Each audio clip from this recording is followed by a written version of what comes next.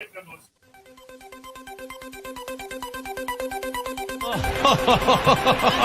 would be a Wolves fan, eh? On goes ball. People might yet win it here for Wolves. Flash in the shot. What a goal! Following you in all its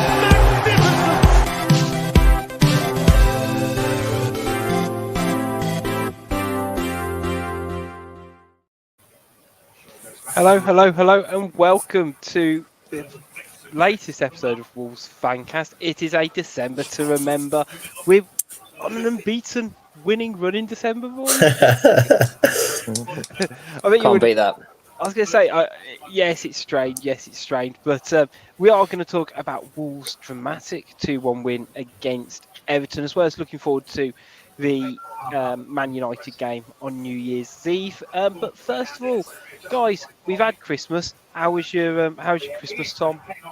It's a lot better after yesterday. Let's face it. I mean, I think that's the present we all wanted, isn't it? Really, let's face it. It beats any present under the tree. That one. But no, all good. Yeah, family time and all its glory. And yeah, like I say, topped off by yesterday's win. So yeah, no complaints from me. Josh, how about you? Did you manage to have a good Christmas break?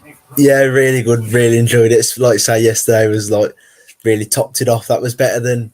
That's all I wanted was Santa to just bring me them 3 points, and fortunately he did. So no, it was all good. Thank you very much.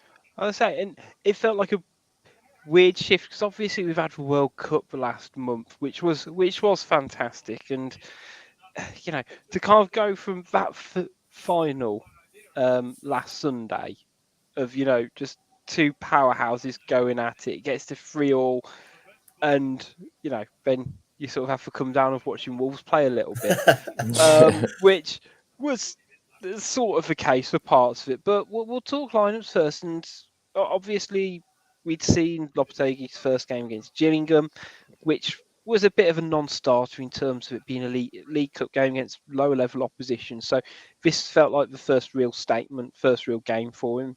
And his lineup didn't really change all that much from the Gillingham game. The only main change was Hwang coming in. And of course, Hodge getting a start. I mean, the big sticking point for me, and there's not an awful lot you can do about it, is that midfield three. There's not a lot of variety in there when you've, without Traoré in the middle of the park at the moment. I'm Amazed that Nunes didn't start. I don't get it for me. I mean, Hodge is all right. I don't, not knocking the guy at all, but he's granted Nunes, he's not set the world alight, but you can tell he's got ability. I mean, our winner showed that, and I thought he showed that even in the 15 minutes he was on against Gillingham. So I went nothing against Hodge, but yeah, I was much the same. And also, if you look at that 11, it's tiny. It's so small. You've got about 4 or 5 players there that are less than 5'9", which is going to be. It's I was showed from the corner as well. The size is important. It's such a physical league, the Premier League, and you got to get bodies in there with a bit of size, and that's what Traoré brings. I think that Boubacar Traoré, at least he brings when he's playing. And you got Moutinho, you got Moutinho and Hodge either side of Neves. There's no physicality in there for me. No, I echo that. I also feel as well, like I was a little bit disappointed. It felt like the players who played well against Gillingham, albeit very much of a non-starter, it didn't feel like they got rewarded. Like Nunes come on, had a nice cameo. I thought Jimenez played really well, but you couldn't understand fitness. Ait-Nouri again looked good. I guess you could say Hwang got in there, which is fair enough. But it was just, and like you say, that the height thing as well. I don't know if you saw, but I put on Twitter at 2:37. I put in the group chat, Mina's definitely going to score against us off a set piece. And the old 20 minutes in, he got it right. But it was just, it's little things like that. And, against Everton, we're fortunate enough to get away with it to a certain degree. But against a better team, you're going to struggle. Like, I'm watching United now and they'll put Forest to the sword, 2-0 up, scored 2 in a couple of minutes. And it's just, you want to see when players play well, get rewarded. It didn't feel like that happened. But I guess in the end, we got the right result. So who really cares? Yeah, I think I agree with all the points, to be fair. So the height one and in that middle of the park is a huge sticking point, and especially when you compare it to arguably every other centre midfield in the league that it's just not as physically dominating. And when we can't keep the ball, then it's it's like, what are you offering? And yeah, it was a strange one. I can understand. I was happy to see Huang start. As I say, like I think it rewarded his form from the World Cup, his appearance against Gillingham as well. Personally, I'd have liked to have seen Jimenez start because I'm not really sold on Costa.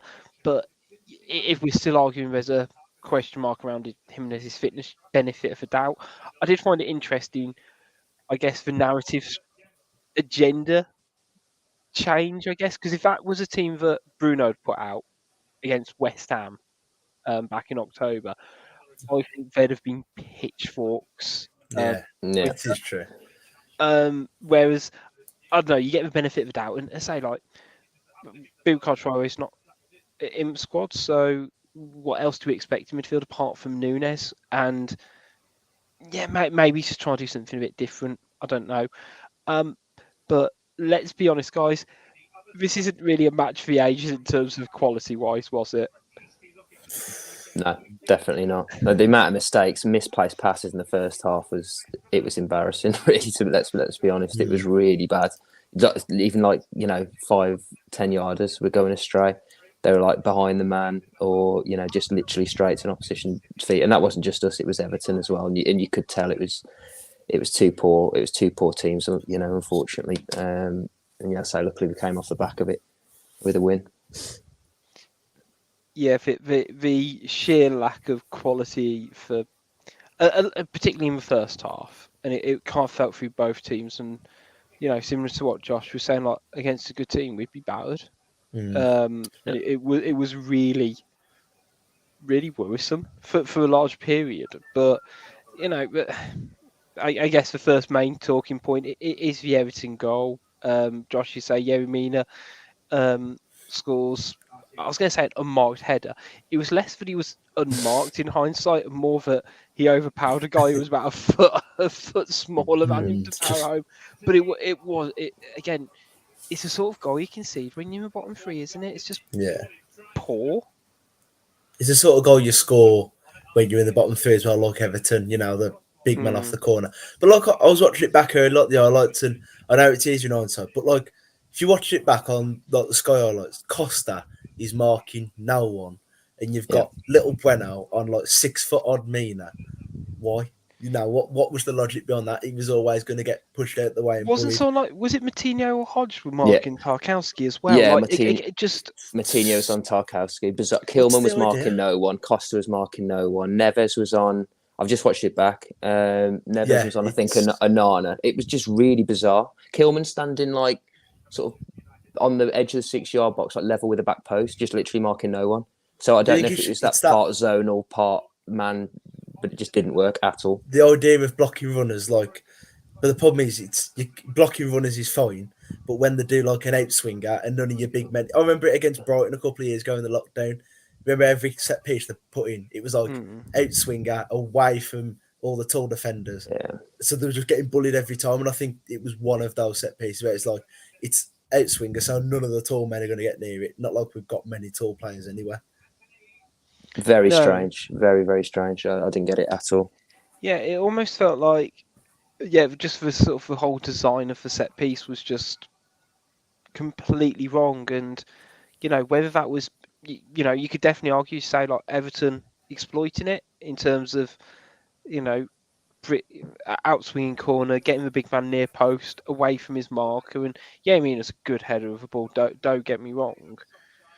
But it didn't feel like we did anywhere near enough to counter it. And I don't know, 8 weeks ago, I think as a Wolves team we'd have probably crumbled, to be honest, at that. But they didn't, and they held their nerve. And slowly but surely, particularly down the flanks, we started to pick up space. And I first noticed it with Huang on the right, and I like Huang. I didn't think he played bad, but I don't think right wing's his position personally. But again, you had Podence on the other side who was getting a bit more joy, and he ended up getting the equaliser as well, which I guess depending on how you look at it, was either a fantastic set piece goal by Wolves or a really sloppy one from Everton's point of view, and I can't quite put my finger on it. So I'm just going to go. It was a fantastic goal, and leave it to you guys to talk about it a bit more.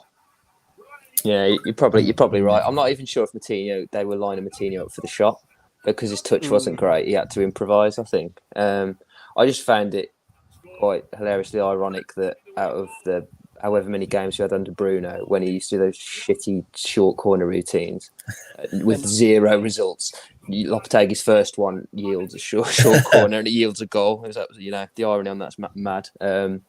But yeah, it's good finish, good ball by Moutinho, and good finish. And I think, as I say, that's we're going to have to get some of our goals while we're waiting for these signings to come in. Is by sort of set pieces and counter attacks, which are where we got our 2 goals from yesterday. For me, it's like we talk about lack of quality, and it feels like the 3 highest quality players on the pitch of the game yesterday, Neves, Moutinho, Pedence, were the 3 that combined for the goal in such a way. For me, I think you just look at it, and I know people, Moutinho's definitely not to the level he has been, but he's still a good player. I think games like yesterday, he needs, he's got that experience as well, and we're going to need that in the running. And I think Pedence, I know he gets a lot of crap and stuff like that, but I don't see how you can look at other Wolves wingers and not rate him myself. I think he's the best of like a bad bunch. I just think he is quality, in my opinion. Like when he's on it, he's great. But you just hope now that's not his one game in in the next 3 we're not going to see him. But that's my hope. Than all the other Wolves wingers, like Guedes has had 1 good game in the 20-yard. Neto hasn't had a good game since he's come back from injury and stuff like that. It's like it swings and roundabouts, but he's not very consistent, but he's the most consistent one in the books. But, and he always seems to score a goal. He seems to have got a goal more than any other winger. Well, I agree with that. I mean, that's the thing, isn't it? The output-wise, he delivers the most, and definitely last season. I mean, can't be saying enough on this season, but last season, our win percentage when Podence within the team was, sky high compared to when it wasn't. He can just be just so frustrating as a player, and it's almost like definitely I agree. Yeah, if you could almost build half a team around him, or have those players who could supplement what his deficiencies are, I think you're set. Because you say he's got a knack of getting in the right places. Particularly, he scored a couple in those type of areas now, and it was a great finish. And to take the ball in the position he did and keep his cool says a lot. You say the consistency of being able to just do it 90 minutes week in, week out. And whether you look at it, I look at it as positive. He doesn't half rattle the opposition, does he? I thought he was going to make that right back. Was it Patterson?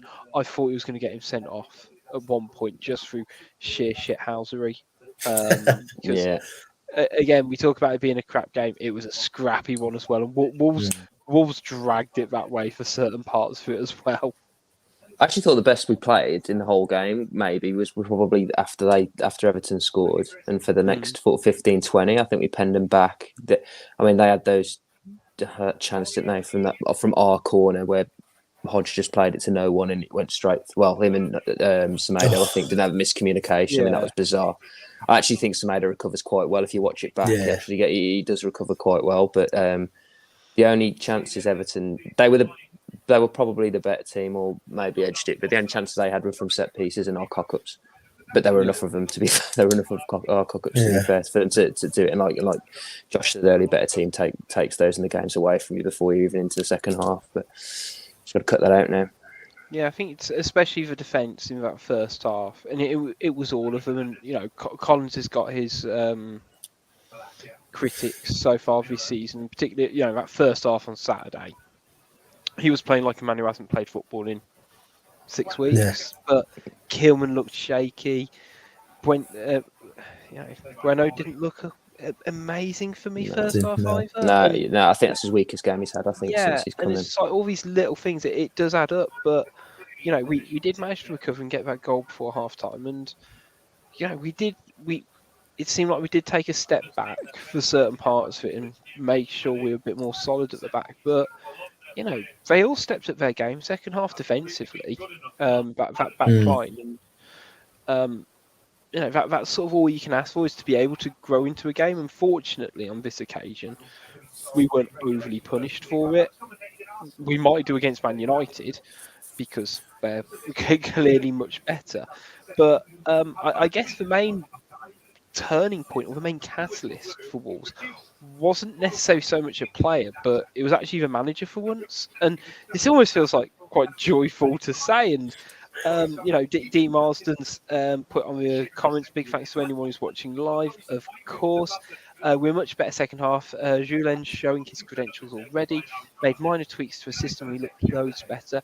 Also, early subs made a positive impact. I mean, yeah, let's break it down. Let's go for the subs first. They're proactive. I think they first subs were on like the 60th minute. And again, like you compare it to Bruno, where it was like, 75th minute, and they're just thinking about bringing on subs. It felt like they were all proactive, trying to change something, in my opinion. Yeah, was it a triple sub first as well?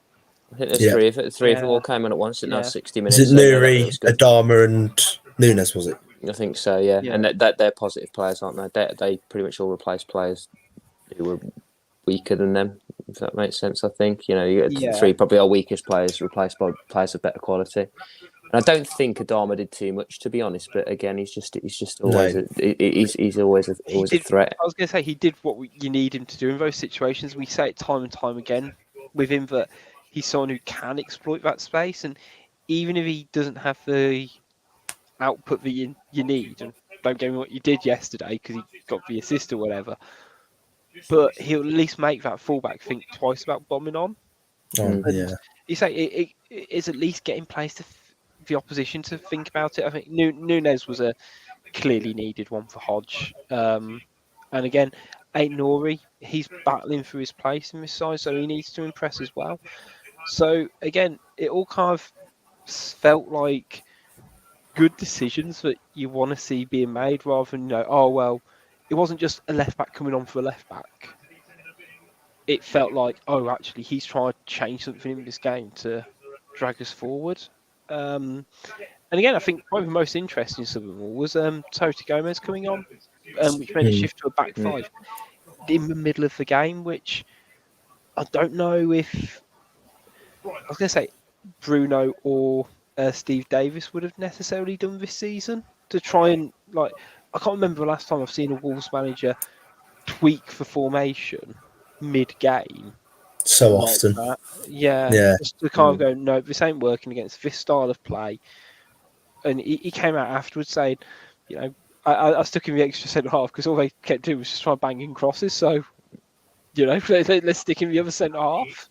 Yeah, I think he also said it gave the forwards more room, didn't it? I think it said it was more space up front, and I think that looked more like the Wolves of old. It looked very much like a sort of an early Nuno Wolves, where it was at the same shape. Then wing backs pushed forward, and then just space on the counter. And I sound like a broken record, but we've been a counter-attacking team for so long, and it just plays to our strengths. So our strengths at sort of pace out wide, deep line midfielders. And then just break on them, and we did. We sucked them on, and then that was it. Broke numbers forward, and that was it. And that was ultimately what won us the game. So, like you said after the game, it looks great because it's got a win at the end of it. I think we'd be having a different conversation if we'd have lost that game. I'm sure people would have been saying, he went negative and he went an extra man at the back and everything like that. But there's a new manager bounce or what have you. But we'll give him credit for this one. He did good. Yeah, well, I guess that's the difference, though, isn't it? Between, I was going to say, it's a fine margins of football that we've seen it enough times that let's say Nuno against Seville, when we just pegged in, and it just felt that an air of inevitability. But the whole point of doing that tactical shift that he did was to, solidify us, making sure, I guess to an extent, that we leave with a point. It was definitely. I think so. But he almost laid, in my opinion, I guess it goes back to his subs thing, that he laid the groundwork earlier in terms of but Players coming on and doing the difference. because all the three subs who we mentioned was it 8-0? So the 60th minute triple subs were 8-Nori, Nunes, and Traore, who were 3 combined for a goal.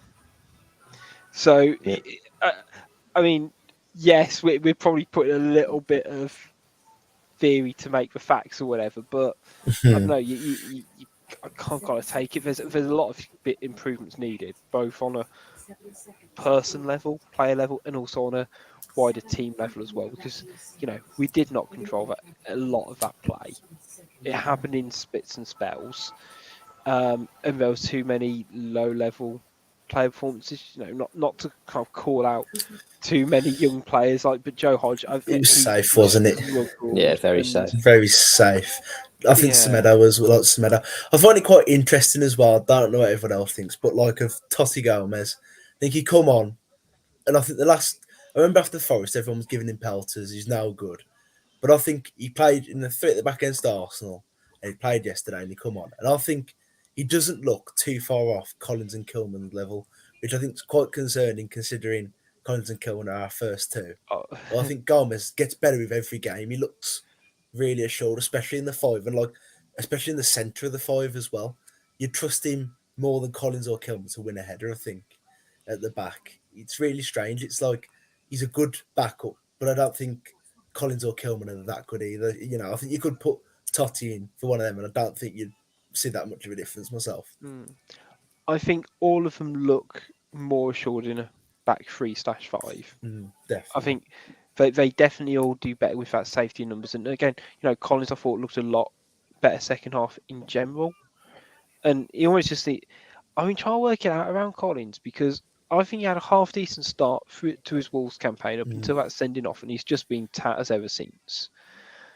But he almost just needs to focus on doing the simple things right, which he hasn't been doing. And he seems to be someone who likes to live on the edge a little bit, almost like early day Richard Stearman, where he would just try something that not always pan out, and he's a bit gangly, so it tells. But I can see a back 3 of and to be fair, we know Kilman's quality. We saw it last year in a okay, good to decent side with us last season, but that wasn't a back 3.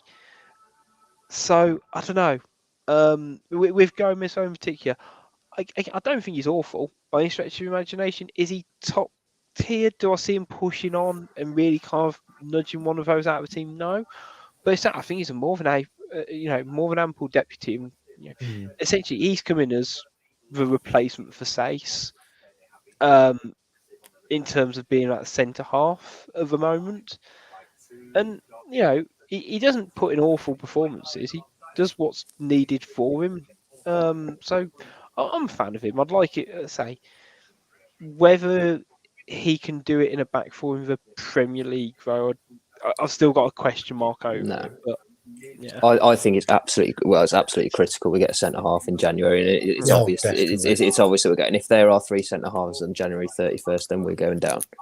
It's just unfortunate. It's just the facts. I think that one of the issues with Collins is he's come into a new team, and then he's having to organise and marshal that defence, so he's not concentrating on his own game as much. It's like if you use a cricket analogy, often captain the form just drops because they've got so many other things to think about. I think he needs an organiser, leader, someone next to him rather than him being the organiser. Because we know Kilman's not a leader and organiser. He's not vocal enough. I also think that the high press that Lopetegui clearly is trying to implement, and how we were playing high press and mid block, it just exposed them so much, and it's so obvious that they're just not good enough on the ball to play in that system. So it's absolutely critical that we get either someone who can play in the middle of a 3, because I'm not sure Totti can't play in the middle of a 3 for me. I think he has to go in one of the wider areas for me, but. Someone who plays centre of a 3, or someone who can organise Kilman or Collins, as a back 4, and it'll happen. I'm almost certain of that. Lopetegui's not stupid. It's obvious to us. It'll be obvious to him. Yeah, I think there's a lot of talk going around, isn't there? I think Matt Hobbs, great name. Every time I see it pop up, I'm like, Are we related? I don't know. I hope so. That'd be great. It's some Get the insider inside info. scoop. Yes, Yeah, get the inside scoop. Exclusive interview. Fantastic exclusives. Here we go. I only want to be related to him if he does a good job. There we go. That's fine. Yeah. Talking about we're in talks with 2 other players as well. So hopefully, that's, in my opinion, that needs to be a centre midfielder and a centre half. And again, what I find deeply concerning, and it's for multiple reasons, don't get me wrong, is that we went into this transfer window saying, yeah, we need a new striker, new midfielder, new centre half. We need a new spine of the team, basically. It's like we spent 100+ million in the summer. Yeah. Collins, Nunes, and Kladnic, and again, but I think it's not necessarily indicative of the last transfer window, but of the previous 5 that we just haven't had those consistent reinforcements. And I like Traore in the middle of the park. I think I found him a good player to watch, but again, we still need that bit more, because if we're relying on Joe Hodge and Martinho as a midfield too, you're in trouble, aren't you? Yeah, it screams we're in the position we're in for a reason. So hopefully, it does feel like there's been a bit of a mindset shift around the club in terms of investing. Because you're right, if our top 3 centre halves at the club are Collins, Kilman, and Gomez, We're in trouble, aren't we? It's going to be a long 18 games in it, boys. That's such a rough 3 to have, especially. I just think as well, it's kind of hard to pick who plays next. Say we get a centre half in, who do you put next to him? Because I think you could pick the names and your performance level's not going to be too much different. And it just depends what they're going to do. And I've read about that Garcia apparently a few times. We've read his close and stuff like that. And the problem I've got is Spanish centre halves never seem to do that great in the Premier League. They always seem to struggle. So I'm just hoping it's not enough for one of them. It's like we have 5 shit centre halves, and you're like, oh. I was going to say, the other player I sort of wanted to talk about was Diego Costa, because I've been thinking more and more, and we signed him in pretty emergency circumstances. I don't quite know really what he's bringing to the table, apart from he's literally someone who has played centre forward for 15 years of his, professional career. Oh, that's it. Yeah, that's but all he's bringing in. I was going to say, but is he even doing that? It would be like, the only things I can think of him doing is getting a needless red card against Brentford. That is the only thing of significant note he's done. And hey, look, Dean, I see it in the comments. Yes, he gives you a shit house. Yes, he gives you some decent Instagram stories and things like that. But I don't know. Again, hopefully Cunha's going to come in and give us that, I don't know, energy up front. The front, but yeah. Because we need pace up front. We're so clearly lacking it, whether it's with Costa or even with Jimenez pre-injury as well. We just don't have that, bit of acceleration to kind of stretch 2 centre halves, because it must be the easiest job in the world to be centre halves coming up against Wolves at the moment. Wolves, yeah. But that's another. They don't run the channels, do they? That's another thing where it feel a bit harsh having to go at the centre halves, because they're trying to pass it around, because they know if they knock it up front, it's just going to come straight back. It's not. It's got to be directly to Costa to have half a chance of us retaining the ball, and I mean directly to him. They can't even put it in the channels and rely on someone chasing it, because it isn't going to happen. So. Yeah. I think that doesn't help with our sort of sloppiness, let's say, at the back as well. So I think that was obviously a massive signing, a massively important signing was a player like Cunha, just to give us something more up front, because he's a high press forward and that's what we need. Yeah, I think we've essentially not had that threat in behind since what, Jota? You say?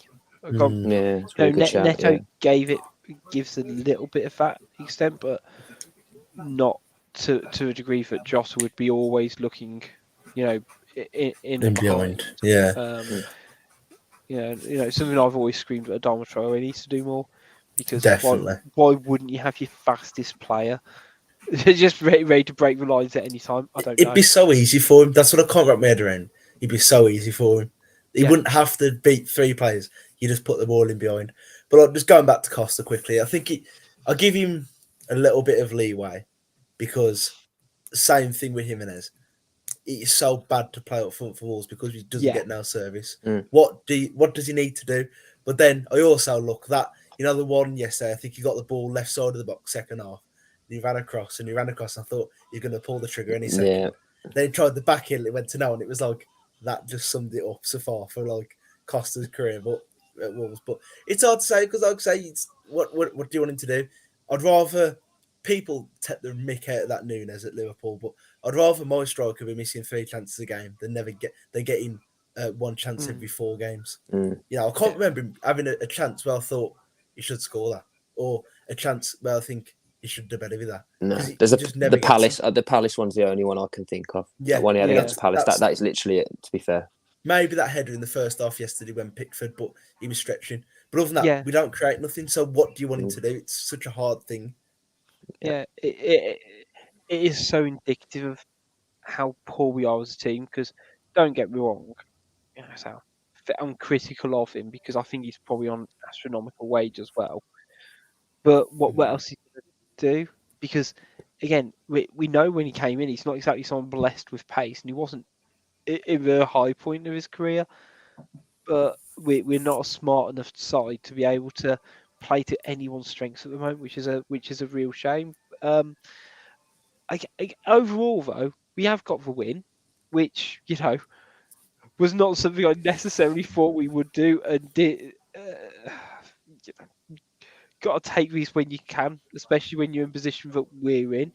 We are still, I was going to say, as of time of recording, 18th, but that win, it does make things look a little bit definitely does in the league table at the moment. We're with games in hand and things like that. Yes, I know, but we are 3 points off Bournemouth, who are in 14th, and don't get me wrong, we're going to talk after the break about Man United, etc., etc. But yeah, it might just be my Christmas joy. But it's the optimism starting to creep back into play again. It was huge. That was yesterday. I still think it was. Don't get me wrong. We didn't play well. I don't think we played well. We were okay. We weren't great. We just happened to come up against a shit team. But I think it's a massive win, that is, for me, because I think it just gives them momentum. It sort of lifts off Lopetegui. It's a show of sort of for the new signings as well, potential new signings that were a team that have still got fight in us. The celebrations at the end are really good to see. I think it showed a lot of togetherness. The celebrations from Lopetegui on the bench was great. So I think it does just gives everyone a bit of a lift, which I think was really needed, because if we'd have lost yesterday, it'd have been down, really down. Yeah. I guess the other side of the coin is that yes, it was a big win for us, and it's almost like I saw comparisons to the 3-2 win against Villa last season, and sort of Bruno's reaction was quite unemotive.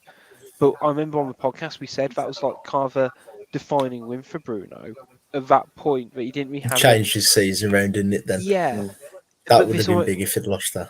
Yeah, but this game feels like this for Lopetegui. I know it's only his first game, but as our season as a whole, this feels like could be a genuine turning point in terms of look, we went from behind, we played crap, but we dug in, and we managed to get 3 points. I think if we stay up, a huge thing. That'll be the game you look back and go, that was the game that kept us up almost.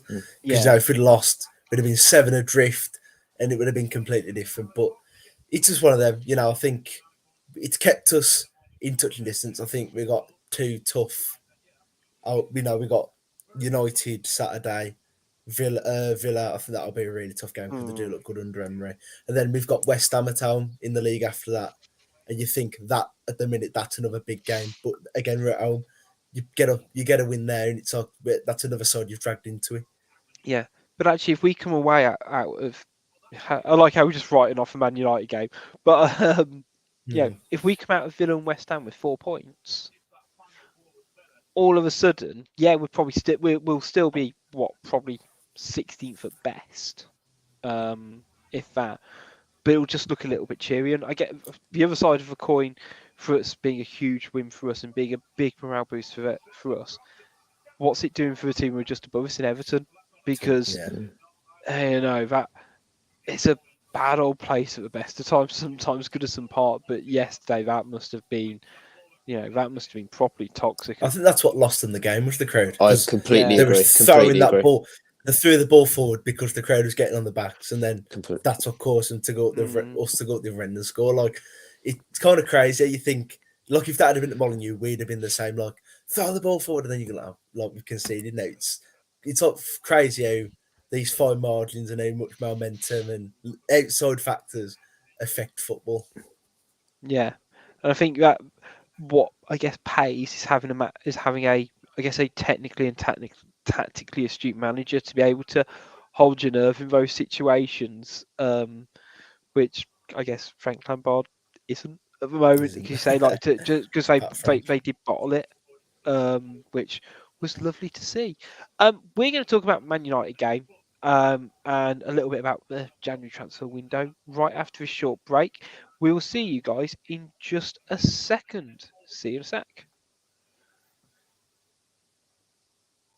Hi, it's Richard from Wolves Fancast here. Just interrupting today's show before we get back to some questionable opinions and opinionated questions. Talk to you a little bit about our sponsors, Pixel Yeti Media. They are a design agency that put you and your business first, from web design, logo and branding design, and marketing. If you have any marketing needs, get in touch with them to find out how they can help you get it right. They are over at pixelyetimedia.com. Now let's get back to a show where we can give you some really forced wordplay, niche cultural references, and maybe even a bit of football talk. Hello, welcome back, everybody. Before we talk about Man United, it has been confirmed. It got confirmed on Christmas Day, I believe, that Matheus Cunha has signed for Wolves. It will be a one of those lovely loans with obligation to buy, which never really sits right with me. But apparently, the obligations aren't around a staying up, which I find It's just happening regardless. It's just a way of slightly financing it slightly. You can see the different year. story of us getting Yeah. down in the championship and have to fork out 50 million quid card. You can, Yeah. I've seen the headline already. Like, oh man, it's and he so- scored 3 goals in 46, and it's like a Bodvarsson type. Like, oh my god. Yeah, it chills me, and I guess what's the fee? Is it 40, 50 or something like that? I've heard 40 million 40. euros. Is it? No, it's 40 million euros that could potentially go up to 50 million euros. So I'm It's assuming like that's what. 43 million quid or something like that. Yeah. I mean, I was going to say it is a lot for a player who doesn't necessarily have the highest goal scoring record. But you could have said the same thing about Jimenez. True. So Yeah. it's Keep positive. He hasn't played much up front though. no. If you look at his stats, I think he had a whole season where he played wide left. Simeone it's- ball is rough as well. To Yeah, play. Like, yeah. Look at Joe Felix. Everyone Yeah. loves him so much, but he does nothing. Simeone's system is really tough to play. Very few strikers look good in that. Yeah, because it was at Berlin, wasn't it? Where I guess he had his hot streak. But it's going to be interesting to see. I mean, to be fair, I don't assign too much to the transfer fee itself because it's all relative. And frankly, if he's the catalyst to what keeps us up, then 50 million doesn't really matter. 40 million doesn't matter in the grand scheme of things because it's so much smaller than what we lose out from getting relegated. And I guess I said there's talk of a player signing. Again, are we still sort of very much? From what I saw recently, it wasn't so much a particular player, but it's looking to sign another goalkeeper for, in quotes, be more of a competition for Jose Sarr. I think there's more to it than that. I think I might be wrong, but I think we're at the limit of foreign players, or we're close to the limit on foreign players. And Sarkic isn't. I don't think Sarkic counts as homegrown because although he came from Villa, I think. Again, I might be wrong. I think he was at Belgium, maybe Anderlecht or someone like that. I think in his youth, so I don't think he counts as homegrown. And if we're signing all these players, that's why I think there might be some truth in the rumour that there's a Jimenez rumour today, isn't there? And even Costa, whether they have to not register Kalajnic or Cunha as well because they're Yeah, injured. we So say that Madly said on the Athletic we can do register them too, but like you say, we're at the limit, aren't we? So that's why we might be after a couple of British players as well. exactly. Yeah, I To think fill that's it out a little bit. yeah, and obviously a number 2 keeper. That's the reason. That a lot of the big clubs do it, isn't it? They sign journeyman number 3s just Scott purely for the quota. Getting son. Yeah, yeah. Scott Carson's of the world. I did very much enjoy with Scott Carson. I think he did a little interview last week saying he's had the worst 6 weeks of his professional career because all he's had to do is face shots from Erling Haaland in training for weeks. But yeah, I think it's gonna be an interesting transfer window because there definitely seems to be a bit more proactiveness from the club in terms of getting these players, and even signing Cunha now feels a bit refreshing that we're not on the 20th of January and he's coming through with just that. I believe he's even Desperate. I think he's even at the club at the moment. Just he has to do like individual training until he actually officially signs. But again, it just means we might hit the ground running for once. Just got to hope he doesn't tear his ACL. But up next on New Year's Eve, we have got the early kickoff. 12:30 on BT Sport against Man United. I think it's going to be a really interesting game because we usually turn up against Man United. So like I guess my heart is telling me we're going to do something here. But they've also got that they're such an inconsistent side. Yeah. Like you look at it and 20 goals for, 20 goals against. 8 wins, 2 draws, 4 losses for them. They are just a side where if you catch them on a good day, you've got a really solid chance. But if you're not on your game or they very much on, their big players turn up. We could be facing it. We could be facing it this afternoon. How are you feeling about it, first of all? I don't think we should be. I mean, don't get me wrong. We've got to play so much better than we did yesterday. If we play like we did yesterday, we'll lose. That's just a fact. But I don't think they're not Man City. They're not the team they were. And like you say, we do generally have a reasonably good record. I'm hoping Molineux will be bouncing. Not overly convinced with early kickoffs. I think it's better when they're a bit later. But Lopetegui's first home league game with us. So obviously the back of a win, a really important win, last minute win. So let's hope we can just create that intimidating atmosphere. And as I say, I think it might play to our strengths because we're better on the counter. So if the defence have their heads on, we've got half a chance. Yeah, I was going to say for anyone who's listening live and has decided not to watch the game at the same time, Man United are currently 2-0 up. Yeah, they look good. Forest. Well, I don't know. They've not been that good. The one off a set piece and one on a counter attacks. But Forest have had just as much of the game. To be fairness, I think United, it's hard. United, it's going to sound really strange. If Dalot's not playing, we've got a good chance of a point. That sounds really strange to say, but the way they play with the fullbacks and things like that, I think if Dalot's not playing, I think we've got a great chance. And Shaw's in at the centre half and stuff, and you feel like, I know you just said it, but Costa, this is your chance, mate. Get in against Shaw. He always has a rough ride against us, isn't he, Luke Shaw? He's not. He doesn't like Molineux. He gets battered around by Adama or Jota. He just gets battered around. Yeah, I know what you mean. I was going to say, Tom, I know what you mean about it. It might just be recent history, but I'd much rather be playing them at like the 5:30 kickoff.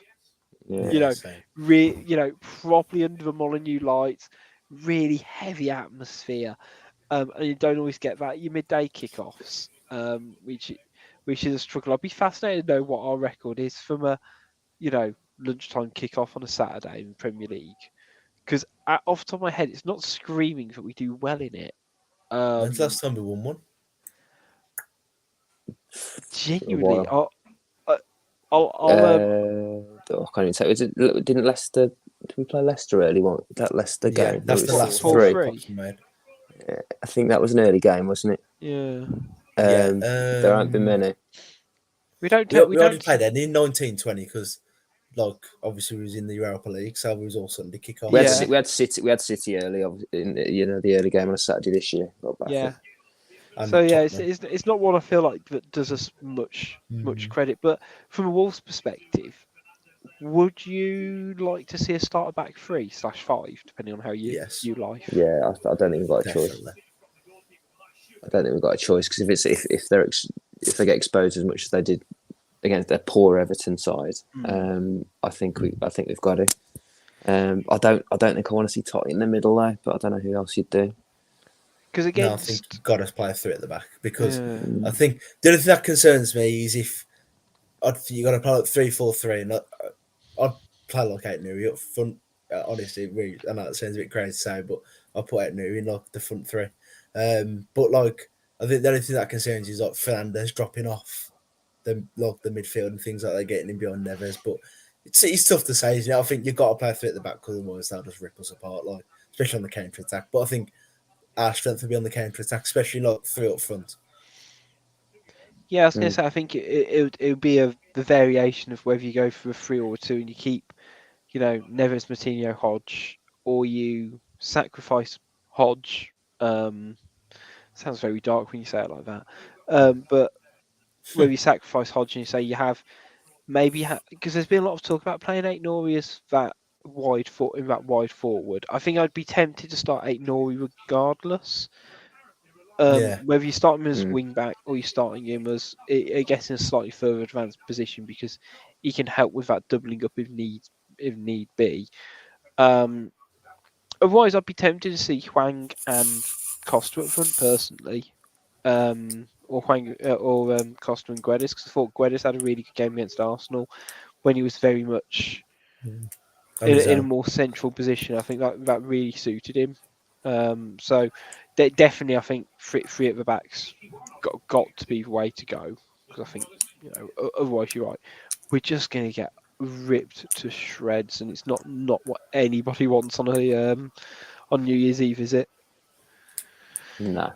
Yeah. But yeah, let's be positive. Yeah, you get a point out of this, Yeah. then you got your 4 out of your last 2, which is great. And then hopefully the new signings come in and let's go rolling into Jan. Right now.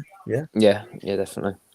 Yeah, that's what I'm thinking. I think there's nothing that I think I've seen off Wolves this season, and the glimmers that we saw yesterday that don't go again. We weren't great, but I think if we just play it, a bit more of that counter attacking, almost going back to our roots, then I'm quietly confident, to be honest. But let's have your score predictions, gents. What are we thinking? I'll go my classic 1-0. Yeah. I was going to say that as well. I'll go entertaining 3-all draw. I was going to say, yeah. Yeah. It feels this has 1-1 written all over it. If we're not careful, it's not going to be a you say like a 3-all jobby or whatever. But there are quite a few. I say everyone's playing over the New Year's period. I've pulled up all the games that are going on. Seeing, I guess, any of the others that take your fancy on Friday. We've got West Ham, Brentford, and Liverpool, Leicester. On New Year's Day, we've got Spurs, Villa, Forest, Chelsea, and then on Saturday on New Year's, we've obviously got us versus Man U, Bournemouth, Palace, Fulham, Southampton, Man City, Everton. Pray for Everton on that one. Newcastle, Leeds, and Brighton, Arsenal. Any games that pick your fancy on there? I think definitely Brighton, Arsenal would be Arsenal, yeah, 100%. Definitely, that'll be a cracker of a game. It should be a good game. That. Yeah. I can't believe how well Newcastle are doing. They just keep going down. They're like a machine. How well they keep playing. It's been one of the stories of the season. Just how well Hideo keeps them playing. It's been fantastic to watch, to be fair. It gives me more confidence as well, because that is generally that's just a managerial change, really. If you look at the players, the players like they had Joe Linton, Chris Wood, and Almiron. They're bog standard. What the word bog standard players. And then look how well they've done. You've got like 1 or 2 star additions, which is like you say. I think that's what, even when we was bottom of the league, you kept thinking, looking at if we could just do like a Newcastle, maybe not be second. I wouldn't say no to that, but you know what I mean. It's like if you could just be a little bit better in improved players. I think that's the thing. new managers will breed confidence in new players. I think Huang's partially that, you know, Bueno, little things like that. You just got to hold on to and hope. Yeah. Yeah, completely agree. So yeah, we'll keep an eye out for those fixtures over the weekend as well, because hopefully some of those results go our way and we can get something out of Man United. Definitely. Just one Twitter corner question I wanted to pose to you guys from Twitter. It says, which World Cup players will come out with a point to prove? Now, I didn't know whether this was Wolves centric or wider, so I'll let you kind of take it either way. I was thinking of this myself from a Wolves perspective. I think definitely Huang, because he looks a completely different player when he plays for Korea. Yeah. Yeah, Like, I agree. There's so much confidence. Like some of the stuff he was doing, I was like, is this our lad? Yeah. So I do quite like him. I've got a weird soft spot for him because he seems like a really lovely man. But I need to see that. If we've got the Korean Wang, then again we've got someone who can really help us do something this season. Otherwise, we've got yet another wide forward who doesn't really make many goals or assists. Yeah, agrees. Yeah, I could add Ral to that mix as well. Whether if he gets a chance. I mean, it was bizarre, it was a bit weird yesterday, wasn't it? He was literally walking onto the pitch, and then Pedence went down, and then that was it. It was his, and then he made the Totti change, didn't he, just afterwards? So he didn't get on. But yeah, I think I'll give him a run against United and just see, and then I think you're gonna know, and that if we can get him back to anywhere close to what he was, or whether he's just done. In which case, it's see if we can shift him in Jan. It's such a weird one with Jimenez, isn't it? Because obviously we've had the whole rhetoric around him featuring for Mexico, but not featuring for Wolves. How injured is he? Is it, if he is injured, how serious is it? It feels very cloak and daggers, and it does kind of feel like his Wolves chapter's coming to an end. I think he'll go in January. I think Lopetegui, I think, cheesed off that he didn't stay at Wolves. I think he's just going back to the World Cup question. It might sound a bit crazy. I think Neves. It feels like he might have something to prove, because I don't feel he had a great World Cup in particular. Polina at Fulham's having, there's question marks of why didn't Santos play him when Neves clearly couldn't play the lone six or they wanted him to. So I think Neves has got questions, but I think he'll have for Barcelona in the summer. But little things like that, I think Neves will feel like, and I also think Neves will want to keep us up as like one final parting act, and then he'll leave in the summer. Yeah, no, I can see that as well. I say, like, I did find it a bit. I think Neves is such like a standout player for Wolves. Yeah, he's underwhelming at Portugal. Every time I watch Portugal, I think, oh man, this is how the Neves that I enjoy. Yeah, I have struggled watching him previously for that, so I completely get on board with it. But we'll be back, guys. That wraps it up for today. We will be back after a Man United game.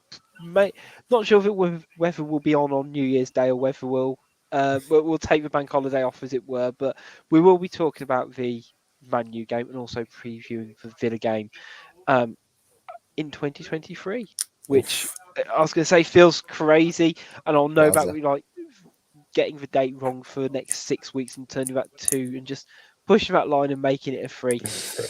But big thanks to everyone who's listened live and also on podcasts as well. Your support is greatly appreciative, as it has been the entire year. Thank you so much for listening and interacting with us, even if you've not enjoyed parts of it or whatever. We've contrary to belief, we don't actually try and take on any of the feedback and things like that, but again, genuinely big thank you to anyone who's supported the channel and supported the Fancast. If you haven't already, make sure you subscribe to us on YouTube. Make sure you follow us on Twitter, Facebook and Instagram. It's all Wolves Fancast. We're really easy to find. And big shouts out to our sponsors, Pixel Yeti Media, and of course 90 Min Network as well. Until next time, though, it's goodbye from Josh. See you later. It's goodbye from Tom. See you guys. And it's goodbye from me. See you next year.